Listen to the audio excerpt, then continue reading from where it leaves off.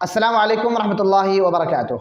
केंद्र सरकार का विवादित कानून नागरिकता संशोधन अधिनियम CAA को पूरे देश में लागू कर दिया गया है।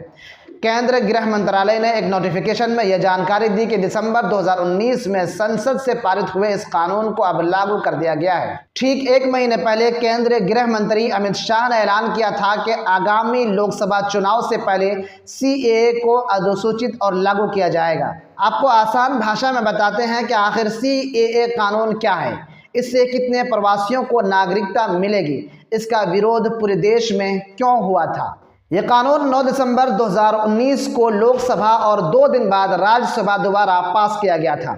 इसे 12 दिसंबर 2019 को राष्ट्रपति की मंजूरी मिली थी। CAA का मकसद था बांग्लादेश, पाकिस्तान और अफगानिस्तान से आए हुए हिंदुओं को भारत में नागरिकता देना। इसमें हिंदू, सिख, जैन, बौद्ध, पारसी, ईसाई और दूसरे गैर मुस्लिम समुदाय शामिल हैं। 2016 में गृह मंत्रालय ने संसद में आंकड़े पेश किए थे। इसके मुताबिक 31 दिसंबर 2014 तक सरकार ने भारत में 2,79,394 ऐसे लोगों की पहचान की थी जिसके पास नागरिकता नहीं थी। इसमें से ज़्यादातर बांग्लादेश, श्रीलंका के थे।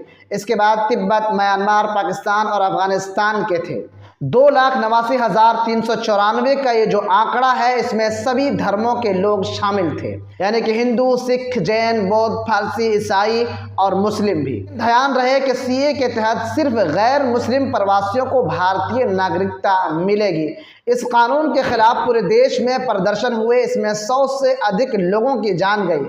विरोध मुख्य रूप से 3 मुद्दे पर थे।